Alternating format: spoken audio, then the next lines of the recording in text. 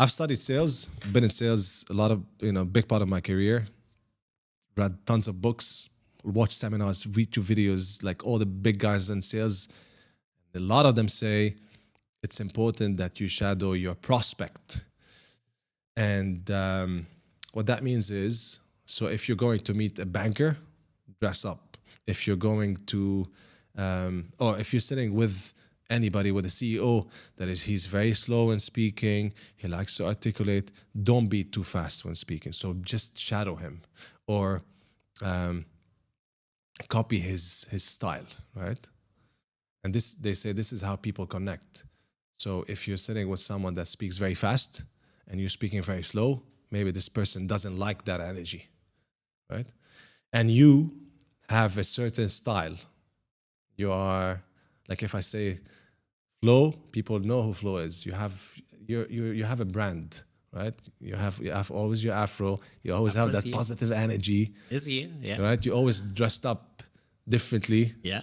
Right? So you don't necessarily shadow people, I would say, because I see you when speaking in conferences. You don't look like anybody. That is the plan. That's Right? a brand.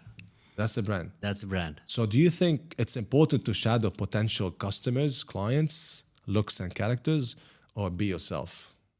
I would say the answer is yes and no. The answer is yes, because there's this really wonderful old public speaking knowledge. If you are presenting at a conference, you should be equally well dressed on stage as the best dressed member of the audience. And I agree to that. As the best dressed member of the audience. As the best dressed? The best dressed member of the audience. Ooh. So if somebody looks really, really amazing in the audience, you need to be at the same level or even maybe just a step above. And I agree to that. However, but I can be well dressed, but I don't have to have exactly the same style as that person. So for me, that means I don't like to wear ties. Now, what do I do to get around it? I wear, the Korean color, so there you can't put a tie on there. And I wear suits that are different. They are suits, but they're not your typical suits. So therefore, I am formal, but I stand out. And that's what I've found. So when it comes to definitely the way how we dress, yes, you got to somehow, maybe not shadow, but you got to match people. If you want to be taken serious, you have to do that. There's a funny little story I can tell. I will have to keep this a little bit confidential. But there was one occasion where I was invited into, let's say I was invited to speak at a corporation. We do not name the corporation. And I don't know what happened with me that day, but I showed up in double denim. I don't like to wear denim. Usually, if I wear denim, it's never blue. But that day, I don't know what happened. I wore double denim. So denim shirts, a denim shirt, and denim jeans. Same color? Same color. Okay. Cool. But yeah. I just didn't really consider. And then what happened? Security looked at me. He's like this, you cannot come inside.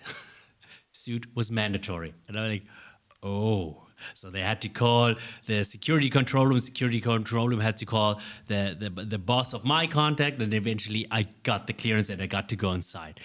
But it clearly shows you, if you want to be taken serious, if you want to talk to people at a certain level, you got to make sure that they can take you serious. And that sometimes can mean we need to be aware of how we dress.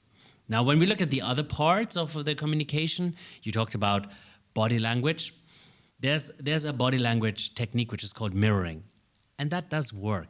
If you want to make somebody a little bit more comfortable, for example, in your scenario right now, if I close my arms like this and I just mirror your body language, we are at the same level and it makes people comfortable. So you can play around with that.